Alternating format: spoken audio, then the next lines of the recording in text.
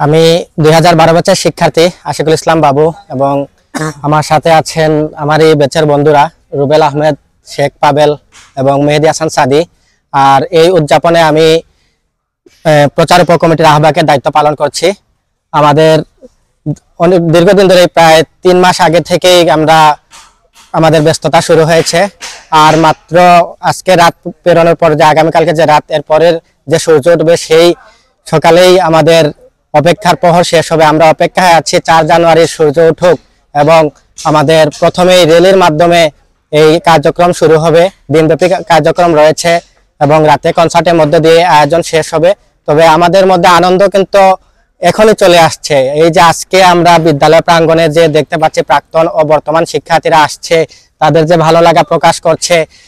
এখানে বিভিন্ন উপকমিটি রয়েছে, আহ্বায়ক কমিটি রয়েছে, প্রত্যেকের দায়িত্ব সুন্দরভাবে পালন করছে। যার ফলে এই আয়োজন সমূহ দেখে যারা প্রাক্তন শিক্ষার্থী রয়েছেন তাদের ভালো লাগছে। এই ভালো লাগাটুকুই আসলে যারা কষ্ট করছে তাদের প্রাপ্তি। তো আমরা আশা করছি এখনো অনেকে আসার বাকি। 4 জানুয়ারি প্রত্যেকেই আসবেন যারা রেজিস্ট্রেশন করেছেন। 2600-এরও অধিক রেজিস্ট্রেশন কৃত থেকে আমরা আশা করছি অনেকে প্রবাসে রয়েছে, আসতে পারবে না।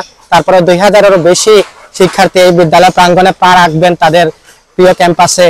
আমাদের প্রত্যাশা দিনব্যাপী নানান আয়োজনের মধ্য দিয়ে যারা এই ক্যাম্পাসে আবার অনেকদিন পর আসবে তাদের যাতে ভালো লাগে, তারা আনন্দ পায় এবং পুরনো বন্ধুদের দেখে সেই পুরনো স্মৃতিতে ফিরে যেতে পারে, সেটাই আমাদের প্রত্যাশা।